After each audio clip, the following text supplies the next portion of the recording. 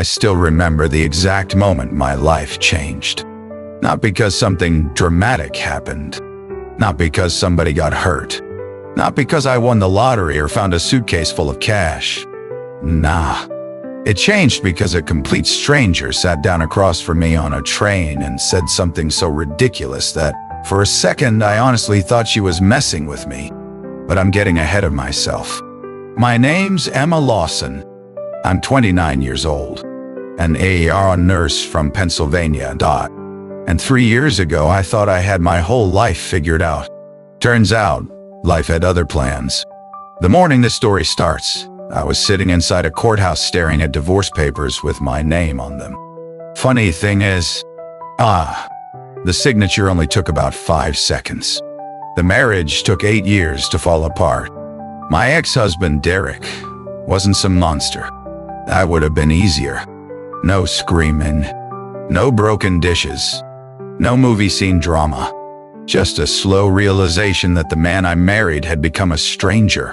And maybe, if I'm being real, I'd become one too. By noon, the judge signed everything. By 1 o'clock, I was officially divorced. By 2, I was sitting on a train heading north with a backpack, a coffee, and absolutely no clue what I was supposed to do with the rest of my life. Outside the window, rain streaked across the glass. Inside, people scrolled through phones, slept, or pretended nobody else existed. Typical train stuff. And me? I cried. Not ugly crying. Not loud. Just quiet tears that kept showing up no matter how hard I tried to stop. I remember thinking, come on, Emma, pull it together. Didn't work. About 20 minutes into my private little breakdown, I noticed someone watching me. A guy, early 30s, tall, broad shoulders, worn leather jacket. The kind of face that looked calm even when life wasn't. For a second, I figured he was going to offer me a tissue. Maybe ask if I was okay. Instead, he stood up, walked across the aisle, and sat down beside me. I immediately tightened my grip on my bag. Because, I'm a woman traveling alone. We're taught to be careful. The guy noticed, raised both hands slightly. Easy, he said. I promise I'm not a serial killer. I stared at him. That's exactly what a serial killer would say. To my surprise, he laughed. A real laugh. Not nervous. Not forced. Then he reached into his jacket pocket, pulled out a gold wedding ring, and placed it in my hand. I blinked. Once. Twice. 3 times. Then looked up at him. What is this? He took a breath and said, I need a wife for the next 3 hours. Silence. Pure silence. I just stared, then laughed. Because obviously he was joking. Except, he wasn't. Yeah, I said. That's gonna be a no from me. Fair. He nodded. No argument here. Then he stood up and started walking back toward his seat. And that should have been the end of it. Except something slipped from the folder tucked under his arm. A card landed on the floor. I picked it up automatically. And the second I read it, everything changed. Arthur Bennett. Beloved husband. Beloved father. Beloved conductor. Memorial dedication ceremony. My eyes moved back toward the ring, then toward the man, then back to the card. The confidence he'd shown a moment earlier was gone now. In its place was something else. Grief. The kind people don't fake. The kind I've seen 1,000 times in hospital rooms. I stood.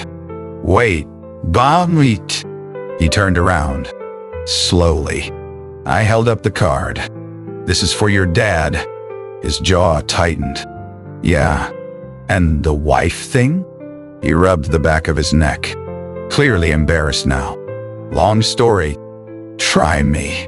For the first time, he smiled. Not a big smile. Just enough. My name's Lucas Bennett. Emma. Nice to meet you, Emma. Pretty sure this isn't how normal people meet. Trust me, he said. This wasn't my first plan either. And that's how it started. Not with romance. Not with destiny.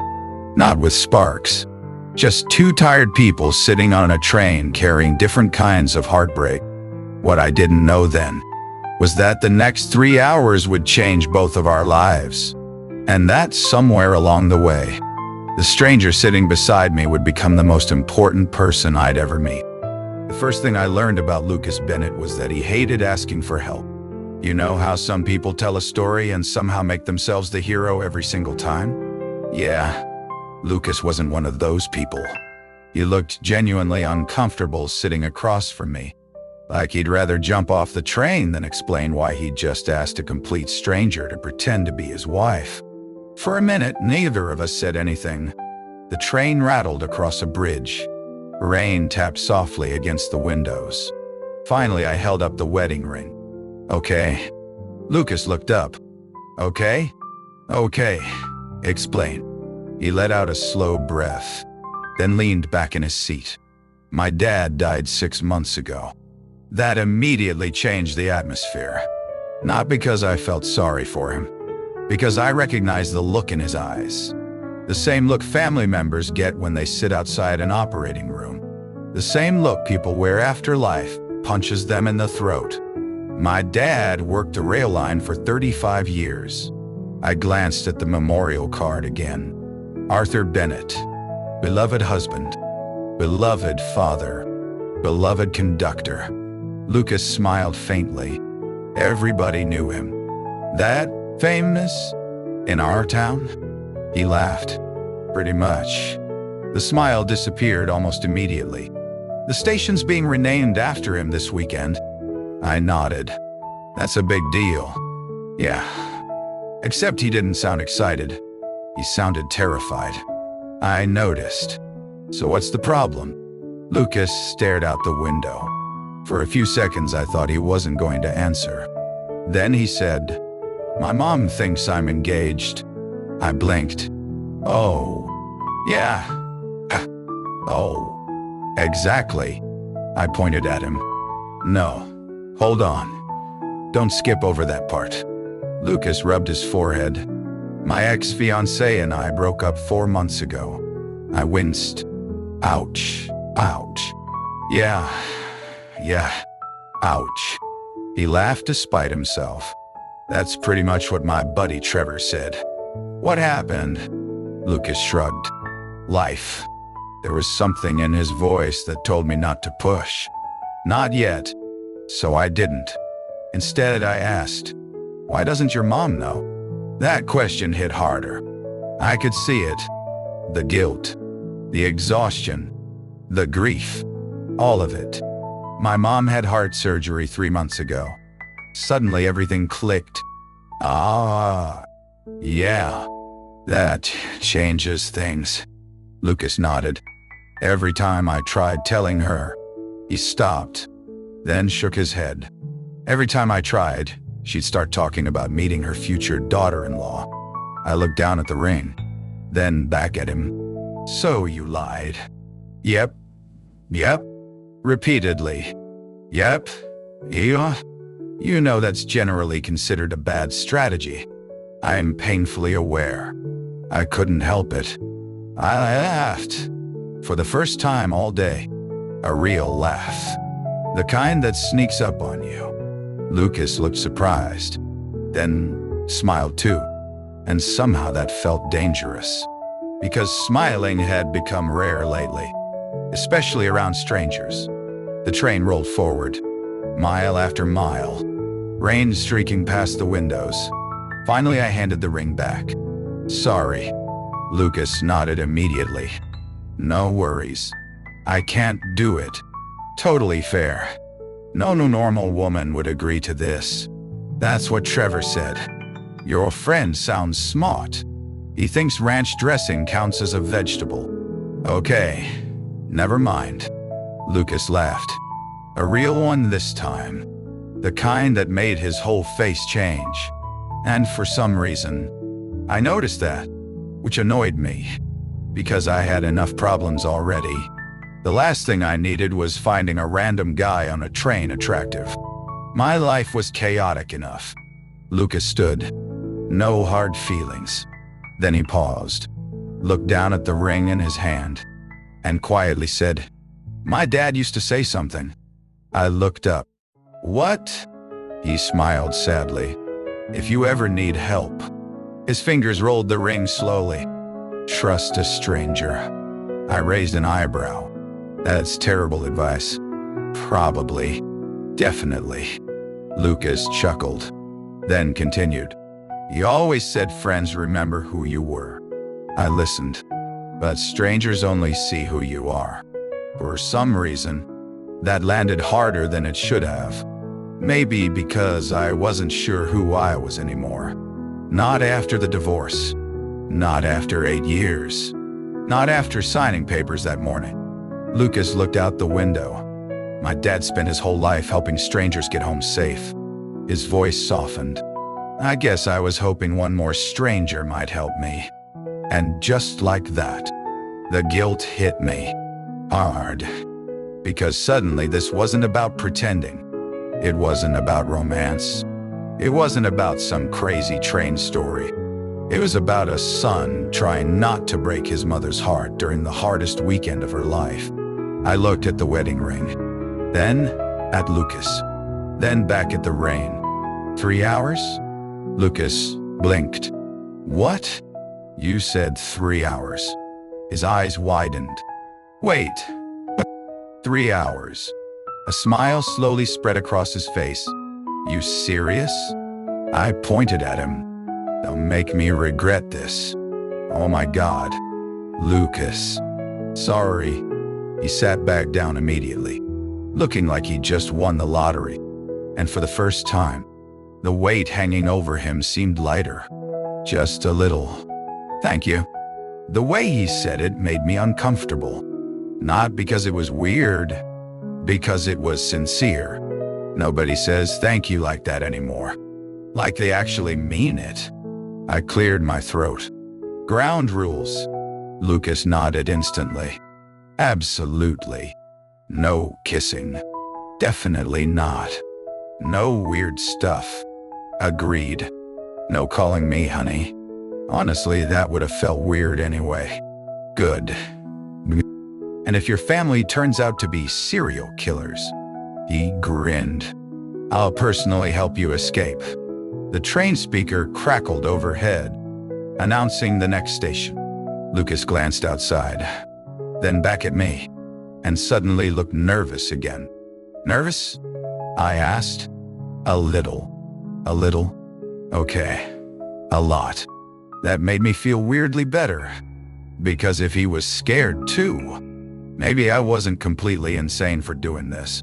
The train finally slowed, brakes screeching softly. Outside the window sat a small Pennsylvania town, wrapped in gray clouds and autumn colors. It looked like the kind of place where everybody knew everybody. The kind of place where people remembered your first grade teacher and your embarrassing haircut from 8th grade. The train stopped. Lucas stood, then offered his hand. For a second, I just stared at it, then shook my head. "This is a terrible idea." "Absolutely. I'm probably gonna regret this." "Strong possibility." I sighed, then took his hand. "Let's go meet your family." Neither of us knew it yet, but the next person waiting on that platform was about to change everything. The moment the train doors opened, I knew I'd made a mistake. Not because of Lucas, not because of the fake wife thing, because standing on the platform was an entire crowd of people, and every single one of them looked excited. "Oh, you've got to be kidding me." Lucas peeked outside, then immediately groaned. "What?" "My entire family is here." I stared at him. "Your entire family?" He nodded. "Yep, 2. "How many people are we talking about?" Lucas counted silently, then winced. "About 12. 12? Give or take." I stopped walking. "Nope. Nope. Emma." "Nope. Emma, 12 people is not a family. It's Pennsylvania. That's a small army. To my horror, Lucas started laughing. Actually laughing. The kind of laugh that made him look 10 years younger. And somehow, that made it harder to stay annoyed. Dang it, I muttered. What? Nothing. But it wasn't nothing. Because for the first time since the divorce papers, I felt something unfamiliar. Normal. The train doors slid open. Cold autumn air rushed inside. And before I could rethink my life choices, Lucas gently guided me onto the platform. The second we stepped outside, a woman gasped, then started crying. Actual tears. Oh my goodness. I froze. Lucas froze. Everyone froze.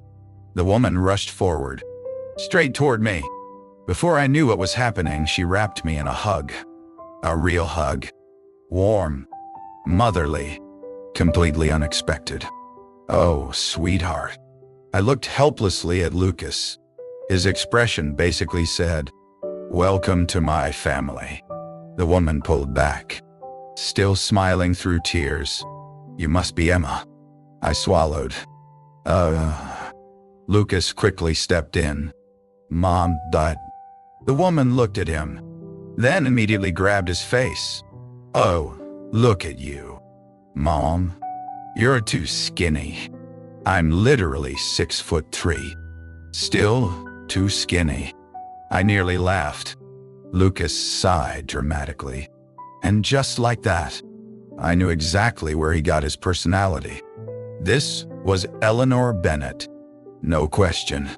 She had kind eyes, silver hair, and the sort of smile that made strangers feel welcome. Honestly, she reminded me of some of my favorite patients, the ones who somehow comforted everyone else while dealing with their own pain. Eleanor turned back to me, then grabbed both my hands. "Thank you." My stomach dropped. For what? For making my son happy. Oh, what? Man, dot. That one hurt. Because she believed it. Completely. And suddenly this wasn't a silly train adventure anymore. This was real. At least to her. Before I could respond, another voice interrupted. "Well, this is awkward." Everyone turned. A tall guy carrying 2 coffees stood nearby, smirking. He looked exactly like trouble. Not dangerous trouble. Family trouble. The annoying cousin kind. Lucas groaned instantly. "Trevor, dot."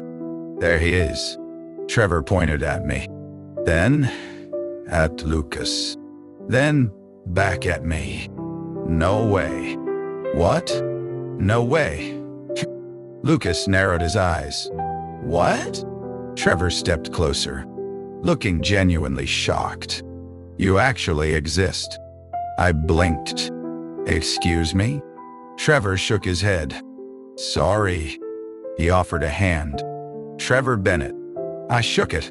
Emma Doshrudd. "Nice to meet you." Then he leaned closer, lowering his voice dramatically. "We were all starting to think Lucas invented you." The family burst into laughter.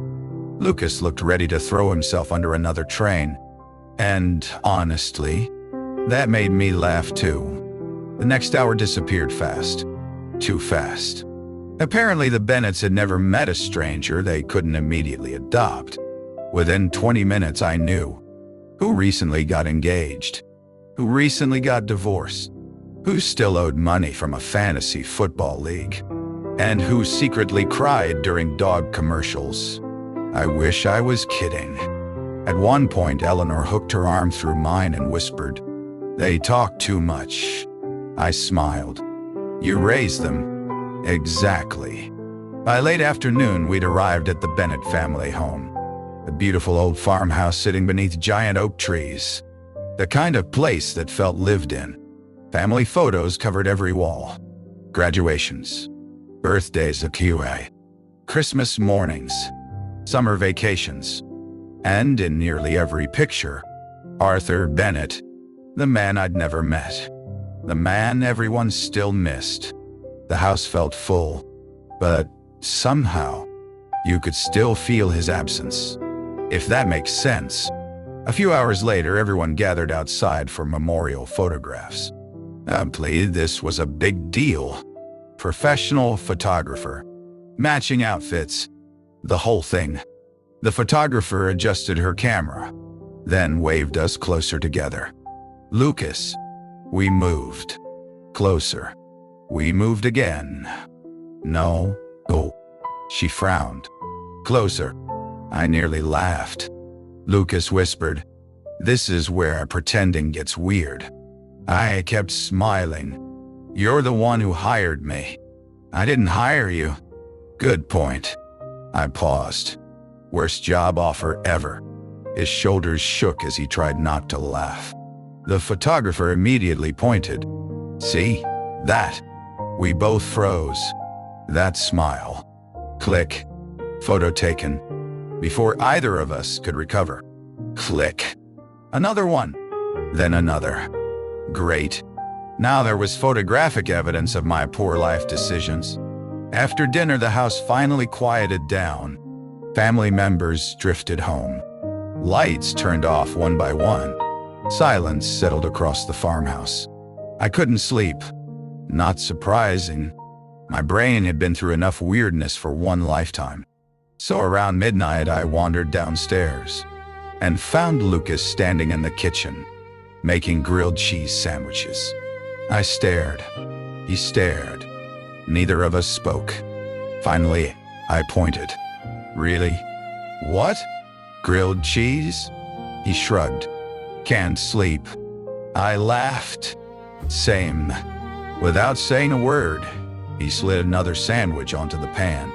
A few minutes later, we sat across from each other, eating grilled cheese at midnight, like we'd somehow known each other longer than 12 hours.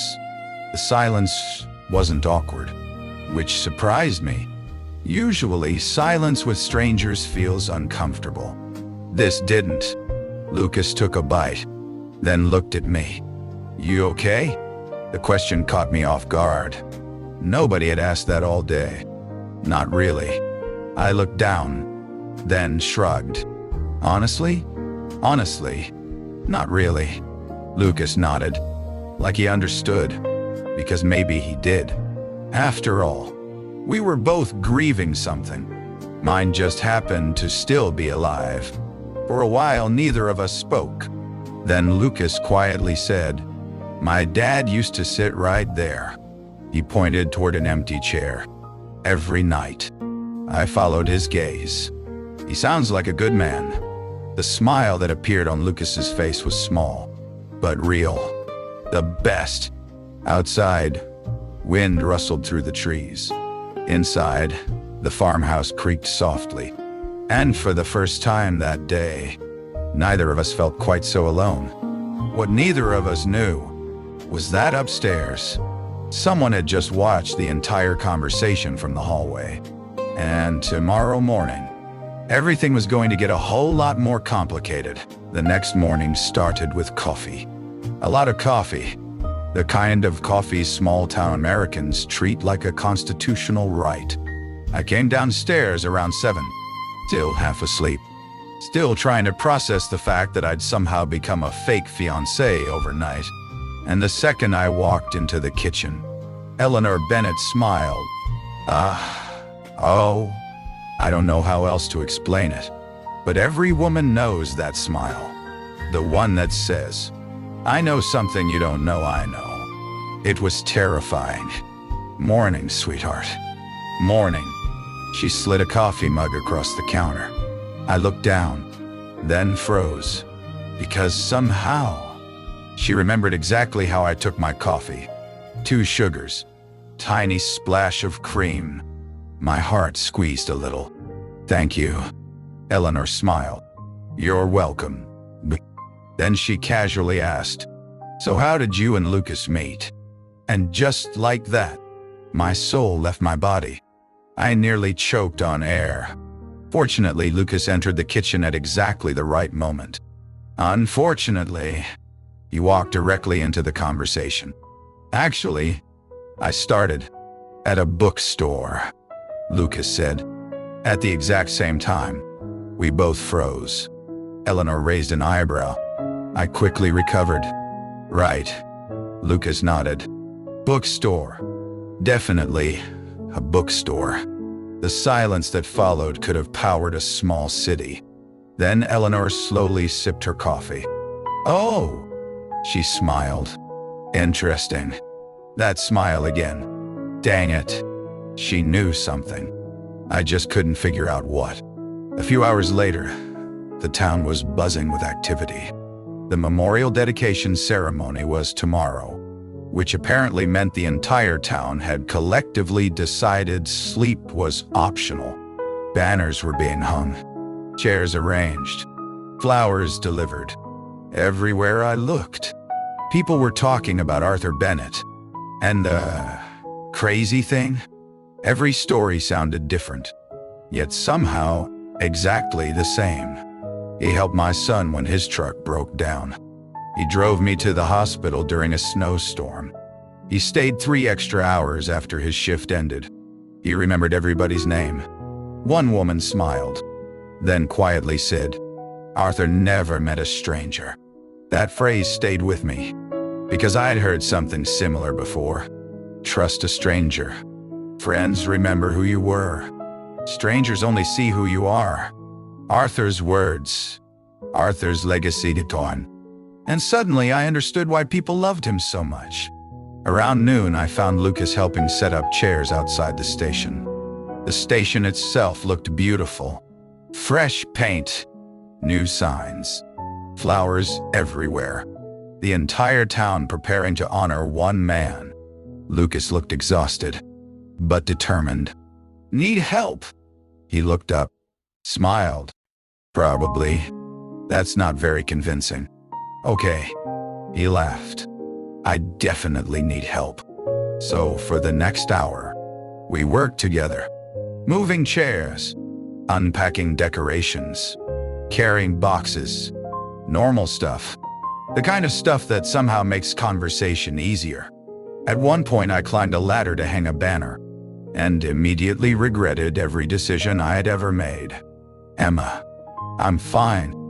You're standing on the top step. I'm aware. That's literally the step with the warning label. I'm still fine. The ladder wobbled. Slightly. Lucas immediately moved underneath. Hands raised, ready to catch me. I looked down, and there he was. Concern written all over his face.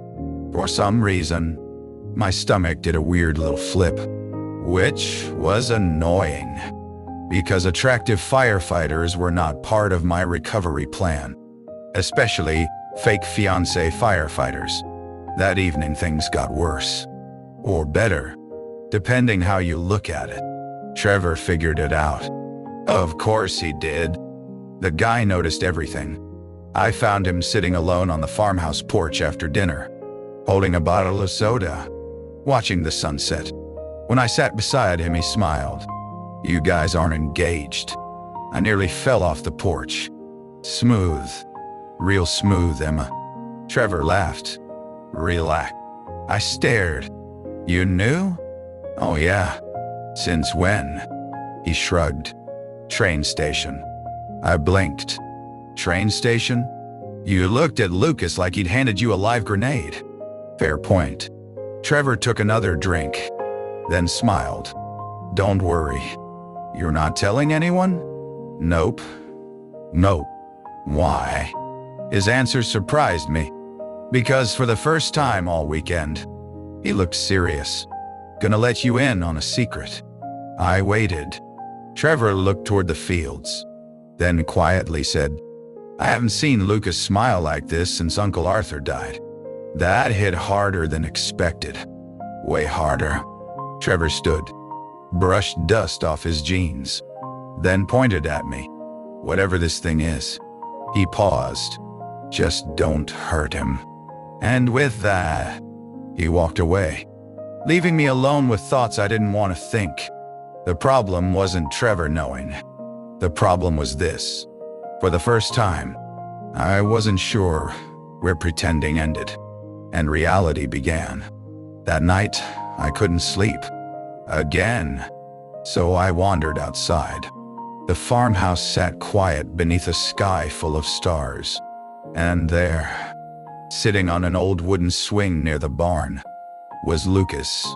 Of course it was. I walked over, sat beside him. Neither of us spoke immediately. The swing creaked softly. Wind moved through the trees. Finally, Lucas broke the silence. You ever think life has a weird sense of humor? I laughed. Every day. He nodded, then looked up at the stars. My dad used to bring me out here. The smile appeared again. That same sad smile. He'd sit for hours talking about trains. Sounds thrilling. Lucas laughed. Oh, it wasn't. Thought so. But he'd always end with the same story. I looked over. What story? Lucas turned the wedding ring slowly between his fingers. The gold reflected moonlight. And for a moment, his voice sounded almost identical to the stories people told about Arthur. If you ever need help, he smiled softly. Trust a stranger. There it was again. The phrase, the theme, the legacy. And suddenly I realized something. Arthur Bennett had spent 35 years helping strangers. Then 6 months after his death, his son had trusted one, me. Neither of us spoke for a while. The stars overhead, the quiet countryside, the swing moving gently. Then Lucas looked at me, really looked at me, and softly said, You know what? You're the best thing that's happened to this family all weekend. My heart stopped. Actually stopped. For a second. Maybe 2. I looked away immediately. Because no chance in the world was I letting him see what that sentence did to me. Absolutely not. But deep down, a truth was becoming impossible to ignore. The 3-hour deal was almost over, and neither of us wanted it to end. The morning of the memorial arrived cold and clear. For the first time all weekend, the rain was gone. Sunlight spilled across the town. People filled the streets. Families gathered near the station. And everywhere I looked, there were reminders of Arthur Bennett. Photos, flowers, stories, memories. It felt less like a memorial, and more like an entire town saying thank you. By 10 o'clock, hundreds of people had gathered. The station platform buzzed with quiet conversation. Children ran between rows of chairs. Older couples sat holding hands. Former railroad workers stood together sharing stories. And at the center of it all was Lucas, trying very hard not to fall apart. I could tell. Most people couldn't, but I could. Because nurses spend years learning how to spot pain people hide. And Lucas was hiding plenty. As the ceremony began, speakers stepped forward one by one. The mayor spoke. Former coworkers spoke. Friends spoke. Everyone had a story. Every single person. At one point, an elderly man approached the microphone. His hands trembled slightly. His voice cracked. Then he smiled. 20 years ago, my wife got sick during a snowstorm.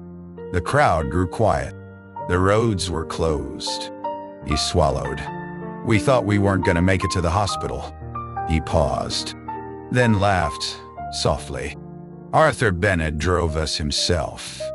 A few people smiled. Others wiped tears. The old man pointed toward the sky. That man saved my wife's life. The crowd applauded. And for the first time, I saw tears in Lucas's eyes. Not dramatic tears. Not movie tears. Just grief. Honest grief. The kind that never completely leaves. I reached over, without thinking, and squeezed his hand. For a second, he looked surprised. Then he squeezed back, and neither of us let go. A few rows ahead, Eleanor noticed. Oh, mein That smile again. The dangerous one. The one that knew things. After the ceremony ended, the crowd slowly dispersed. Families lingered. Photos were taken. Stories continued. And somehow, the fake relationship had survived. Barely. I was standing near the station entrance when a familiar voice appeared behind me. Emma. I turned and immediately froze. A woman stood there. Beautiful, confident, elegant, late 20s. And judging by the way Lucas suddenly stopped walking, I already knew exactly who she was. His ex-fiancée, Rachel. Well, this wasn't awkward at all. Rachel smiled politely. Not fake, not mean, just nervous, which surprised me. Lucas approached slowly. Hey. Silence. The uncomfortable kind. I prepared myself for drama. Arguments. Accusations. Something. Instead, nothing. Rachel looked at him sadly, then smiled. I'm glad you're okay. Lucas nodded. You too. That was it. No screaming. No revenge. No villain speech. Just two people who once loved each other and no longer did. Honestly, that felt more real than anything else. Rachel looked at me, then smiled warmly. You must be Emma. My stomach dropped. Oh, relax. She laughed. I'm not here to make things weird. Too late. Mission failed. Rachel glanced toward Lucas, then back at me, and quietly said, for what it's worth. She smiled. I haven't seen him this happy in a long time. Then she left. Just like that. No drama. No scene. Only honesty. And somehow that hurt more. Because now, there was nothing to blame. No villain. No enemy. Just life. Later that afternoon, everything finally exploded. Not publicly. Not dramatically. But quietly. Which somehow made it worse. I found Eleanor alone on the farmhouse porch, watching the sunset. The same place Trevor had sat the night before. The moment she saw me, and she patted the chair beside her. Oh, again. Never trust a woman who starts a conversation by patting an empty chair. I sat, nervously. For a few moments, we simply watched the horizon. Then Eleanor spoke. You care about him. Straight to the point. No warning. No setup. I nearly choked. What? You heard me. I stared straight ahead, because looking at her suddenly felt dangerous. Eleanor. Emma. Her voice was gentle. Not angry. Not disappointed. Just kind. And somehow, that made it harder. Because kindness always breaks people faster than anger. I sighed. We just met. We barely know each other. This whole thing started as a lie. Another smile. I finally looked at her. You're not making this easy. She laughed. Then something changed. The smile softened. Her eyes grew emotional. And quietly she said, I've known for 2 days.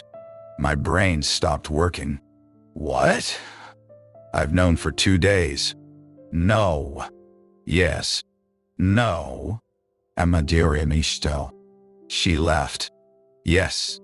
I stared. Completely speechless. Which almost never happens. You knew. Of course. Then why didn't you say anything? Eleanor looked toward the fields, toward the sunset, toward memories, then smiled sadly. Because my husband would have loved this. I blinked. What? She laughed softly. Arthur spent his entire life helping strangers. Her eyes watered, and somehow, one of them showed up to help his son. And just like that, every wall I had left collapsed. Every single one. Eleanor reached over and squeezed my hand. "The first day you arrived," she smiled, "you looked at Lucas like you'd known him 3 hours." I laughed, through tears, because I had. She nodded, then pointed toward the house. "But by yesterday?" Her voice softened. "You were looking at him differently." I couldn't answer, because she was right, and we both knew it. Then Eleanor delivered the sentence that changed everything.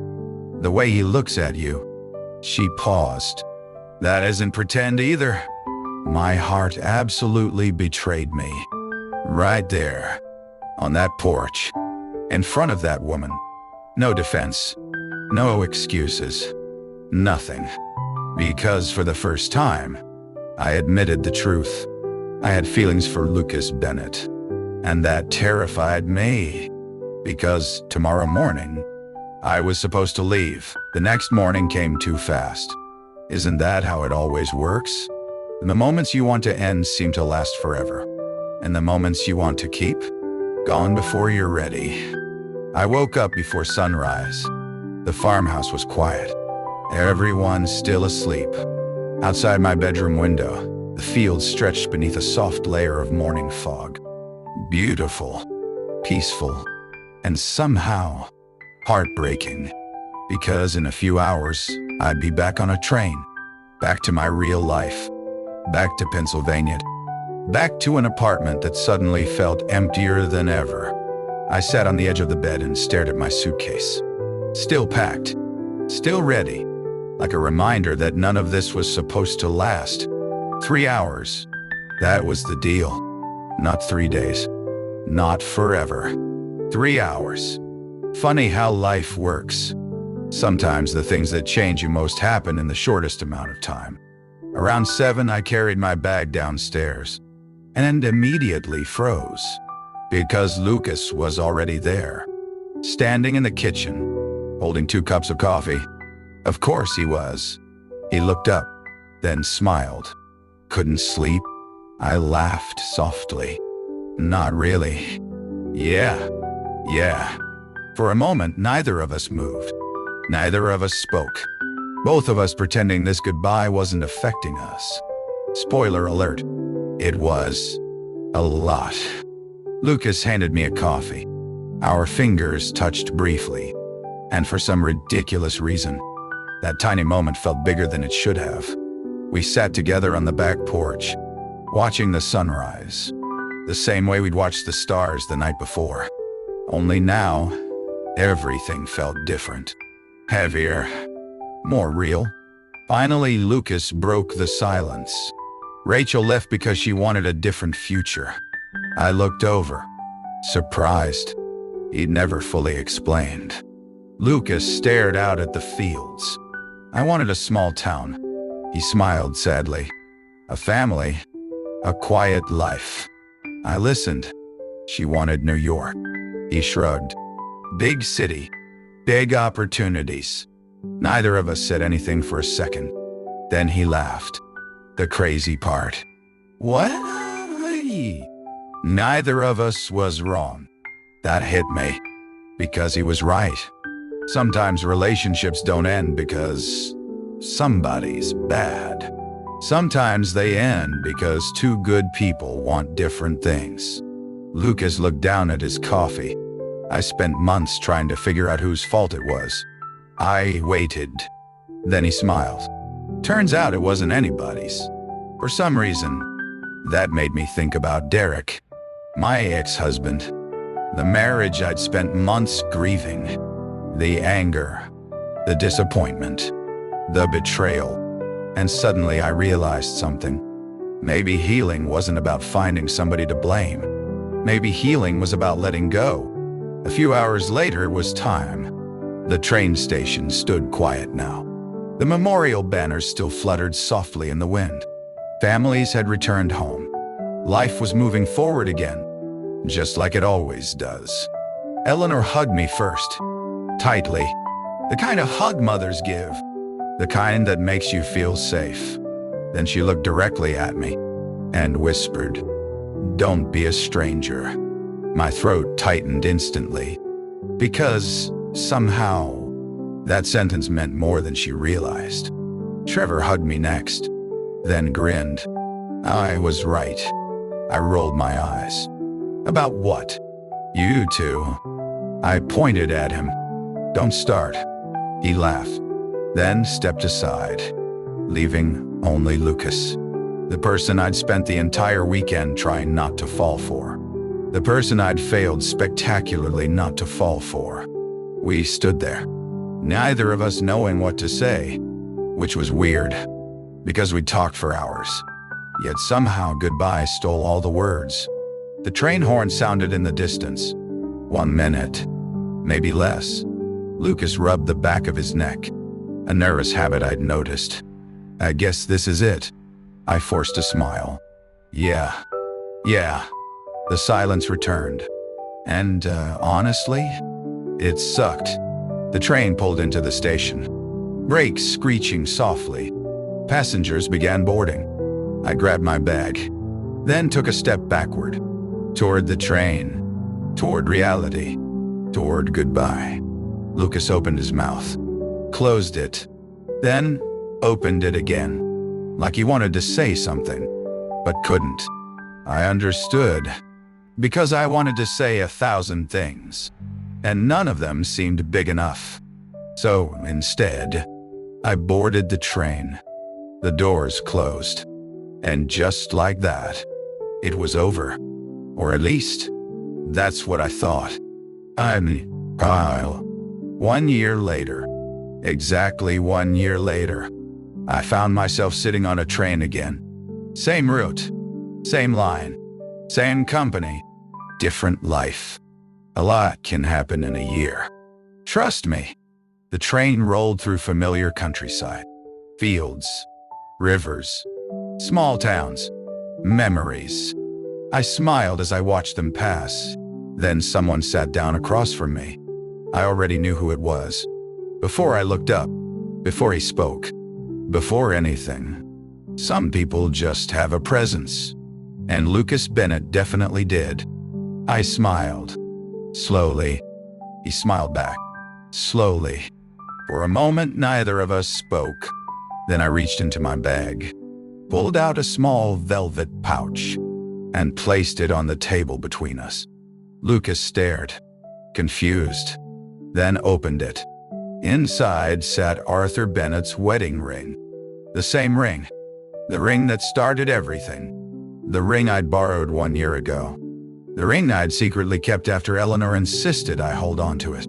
Lucas picked it up carefully, almost reverently, then looked at me, his eyes softer than I'd ever seen them. I leaned back, smiling, and asked, "So, did your ring die?" Lucas laughed immediately, because he already knew. "Yeah?" I pointed toward the ring, then toward him, then raised an eyebrow.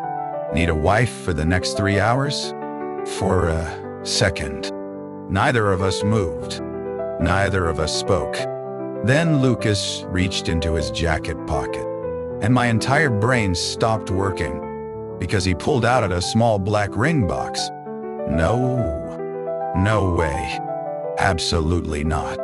Lucas looked nervous. Actually nervous. The confident firefighter who'd faced burning buildings looked terrified, and somehow that made me love him even more. He opened the box. Inside sat a ring. Beautiful. Simple. Perfect. I stared. Speechless. Completely speechless. Lucas smiled, then quietly said, "Actually," he took a breath, and for the first time since I'd met him, his voice shook. Just a little. I was hoping for something longer. My eyes instantly filled with tears. Of course they did. There wasn't a chance they wouldn't. I laughed, cried, did both at once, which was embarrassing. But honestly, I didn't care. Not anymore. The train continued forward. past fields, past rivers, past memories, toward whatever came next. And suddenly I remembered something Arthur Bennett used to say, a sentence that changed everything. Friends remember who you were. Strangers only see who you are. Arthur spent 35 years helping strangers get home safely. Funny thing is, the last stranger he helped wasn't standing on a platform. She wasn't riding a train, and she wasn't lost. Not exactly. She was sitting across from his son on the worst day of her life, trying to figure out who she was supposed to be next. And somewhere between a wedding ring, a memorial weekend, and 3 borrowed hours, I stopped being a stranger. I looked at Lucas, at the man who'd walked across a train aisle and changed my life, then smiled through tears, and said the easiest word I'd ever spoken. Yes. The train rolled forward. And for the first time in a very long time, so did we. The end. Subscribe my channel Timeless Tales Story and press the bell icon for more inspiring stories.